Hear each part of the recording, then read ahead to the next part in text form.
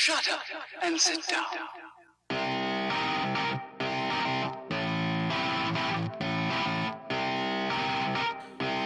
Welcome back, ladies and gentlemen, and this is part 2 of Boy Division Best and Worst Movies of 2017. We dropped off in June, mid-year, and we're picking it back up in July. An amazing month, except for one huge turd, and it's on the poster of the movie. Whatever. July 7th, Marvel, our benevolent overlords, gave us yet another beautiful addition to their canon. Am I a Marvel fanboy?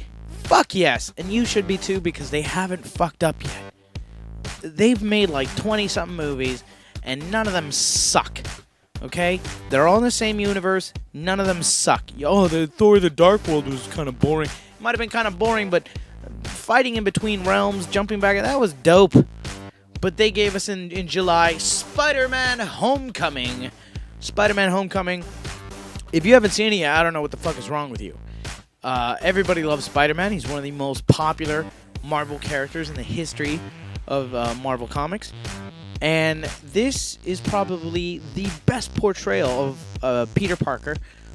He's 16, like he should be. Nice and young, and just kind of... Nice and young, that sounds dirty. He's nice and young. Spider-Man Homecoming is one of the top 10 Marvel movies. Check out Spider-Man. Continuing, July 14th, we got War for the Planet of the Apes. Is that it? War to the Planet of the Apes. I don't know. War for the Planet of the Apes. All the new Planet of the Apes movies have been great. Andy Serkis plays Caesar. He's one of a kind because there aren't that many. He is a CGI actor. It's very weird to say, but here's who he's played.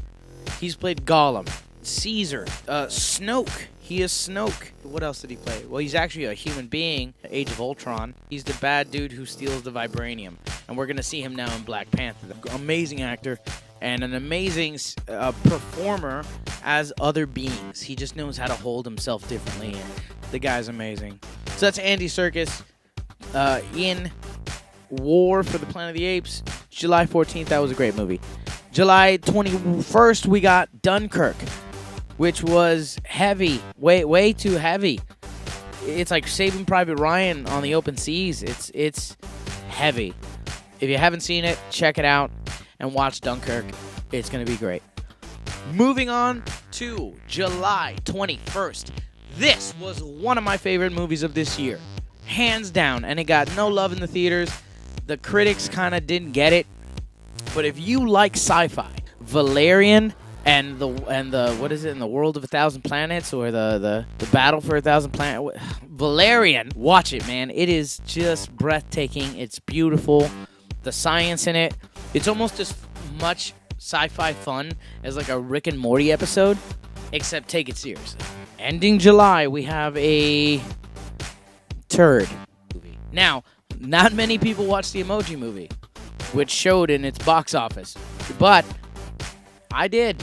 I watched it because I hate myself. That's why I watched it.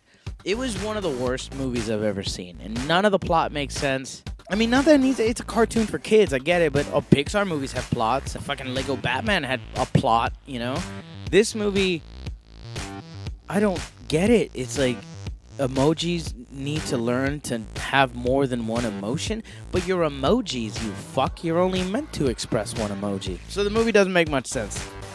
After that, we're jumping into August, and August, again, ladies and gentlemen, we only got 2 movies, and it's a mixed bag because I love one and I fucking hate the other. So the first movie released in August 11th, was Annabelle Creation. Now, I watched Annabelle, and I fucking hated it. I was just like, this is the most boring horror movie I've ever seen. This doll barely even moves. It's just like, it's like Chucky without the doll being alive part. Annabelle Creation, I don't know how, but you were even more boring than Annabelle, the non-moving fucking doll movie. If you loved Annabelle Creation, please write down in the comments. Let me know why. Let me know why, because I don't get it.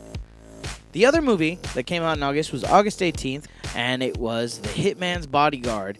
And it's great. It was apparently produced by Netflix. Super fun, super funny, well shot, very creative. Both Samuel, because I'm friends with him, I call him Samuel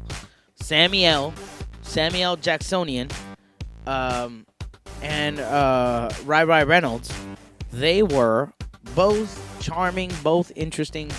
They sold that movie, even though this movie does have questionable CG at a couple times. But you get over it because you know you're watching a low budget movie. Actually, I think as soon as the Netflix logo comes up, you're like, okay, this isn't Disney, this isn't Paramount Pictures, it's Netflix. So if I get a little shitty CGI, you can forgive it. Check out The Hitman's Bodyguard. So that's August. Now September. We're in September. We're done with August. It was a groovy month. We're in September. Great movie. It. I did watch the original. It's in the 80s, but they reran it. So I definitely watched the original It with Tim Curry. Tim Curry is the best part of that movie. That movie is not very good because it's almost a page by page adaptation of Stephen King's book, and Stephen King is what we would call a crazy asshole. This movie doesn't do that. It separates the kid's story and tells it. It's visually beautiful. It's amazing. I don't remember the name of the guy who plays it, but he's a Snarsgard. He's a Spitguard, a Skarsgård. Is he a Skarsgård? Like Stellan Skarsgård? He's one of the Skarsgårds, and he's great. So if you want to fucking really get scared, definitely check out It. So the next movie is September 22nd, 2017, Kingsman: The Golden Circle. This movie was so much fun. So much fun. You can't beat this movie. It's not brilliant. It's not deep. It's just fun. It's just straight up fun. And just everybody in the whole movie, very good. Jeff Bridges in a little bit for, everybody is just Colin Firth, again, reprising his role. Just great goddamn movie. So, all right. So that was September, and we're jumping into October. October for me, a month of nothing but awesome. We got Blade Runner 2049. If you're a fan of the old Blade Runner, you're gonna love this movie. I can't really tell you if I don't know if you didn't watch Blade Runner, would you enjoy this movie? It's just Harrison Ford's character in the first movie. That growth is important to this movie. So, if you didn't watch Blade Runner, I believe the final director's cut that's the one I watched and kind of accept as, okay, that's Blade Runner. If you watched that, you love Blade Runner 2049. If not, maybe you didn't. Here's a fucking out of left field, didn't expect it. Happy Death Day.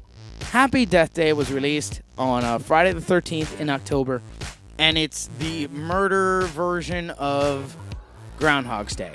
You've seen it. You've seen the preview, right? She wakes up every day after being murdered. She's back. It's a fucking good movie. It really is. It's not guessable. I didn't quite see where it was going to go. But it is logical. It's half a romantic comedy, half a Groundhog's Day horror film. And it was great. It was great. Check out Happy Death Day if you haven't seen it yet. Next on our list, The Foreigner with Jackie Chan. The trailer to this movie didn't bring me in. What brought me in was Jackie Chan. Jackie Chan is the motherfucker has given so many bones and so much pain to make great movies over the years. And I watched this and was like, oh my God, is this like Jackie's last real physical, kung fu movie?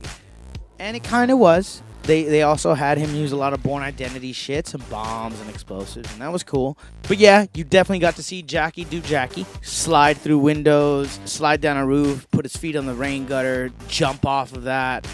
The Foreigner does deliver. It is a little boring, but you also get Pierce Brosnan is a great little Irish sort of cunt mob boss, and it was fucking awesome. So that was also October, Friday the 13th. That came out same day as Happy Death Day. Last of October was October 26th. I saw Suburbicon again with my love, Julianne Moore. And I'll tell you what, I love Matt Damon. I love Matt Damon. This movie was okay. It was the plot is a little hard to follow. It jumps a lot. The editing, and if you like sort of indie flicks, when a good independent script gets like actors behind it, like Julianne Moore, like Matt Damon, Oscar Isaac, you're gonna get something good.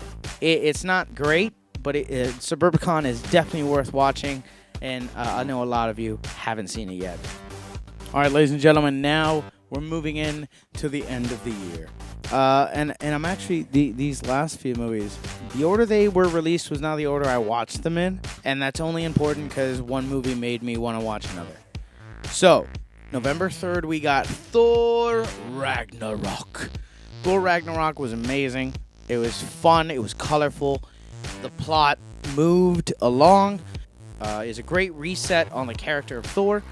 It's actually the Thor we know now after Civil War, after Avengers, Age of Ultron, and Avengers 1, and all that stuff. Now, next in that year technically came out Murder on the Orient Express. But I didn't see it on November 10th. Instead, I saw on November 17th, the fucking Justice League. This movie was choppy. None of the characters made sense. It's weird because, there's some really cool Wonder Woman stuff in it. Yeah, there is. And there's some really cool Batman stuff in it. Yeah, there is. The Flash is Woody Allen.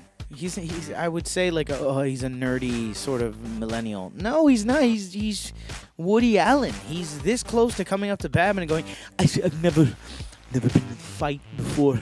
It's a little scary.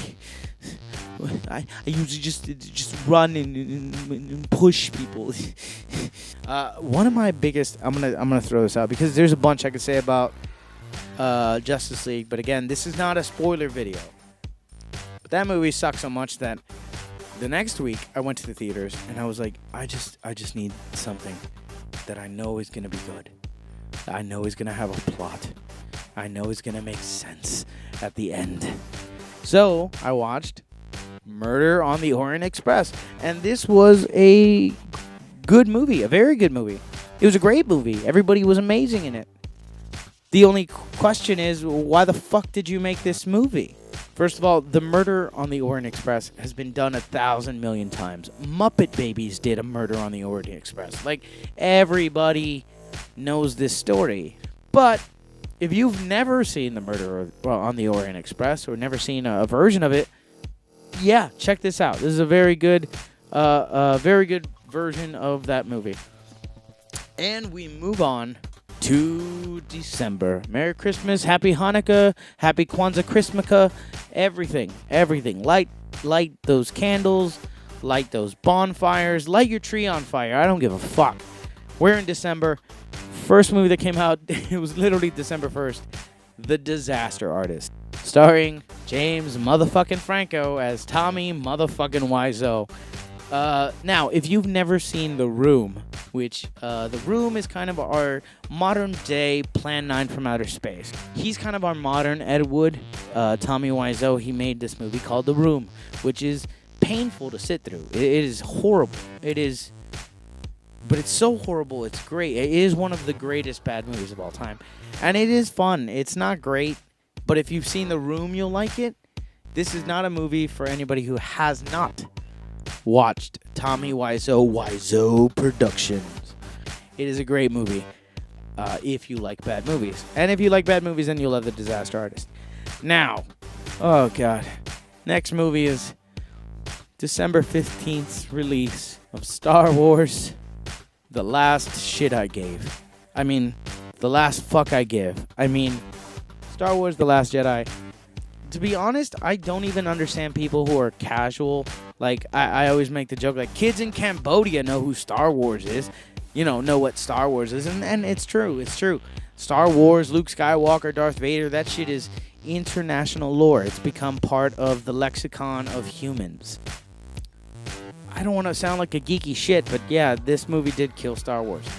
The Force Awakens, I never complained about that movie. I thought it was great. I thought it was awesome. It was like, yeah, this is what we needed. We need to come back into Star Wars, feel like we're not in the prequels, and give us something familiar. Give us brand new characters, and then in the next movie, now we can be a little more original. No, in this next movie, the director, Ryan Johnson, who shouldn't get another job. I will put out a fucking Last Jedi. I'll put out a couple little Last Jedi videos just to break down some of my main points. So that is my breakdown of 2017, the best and the worst movies. Comment, share, like, dislike. Yeah, I'm inviting you to dislike too. You don't like it, dislike it. You fuck.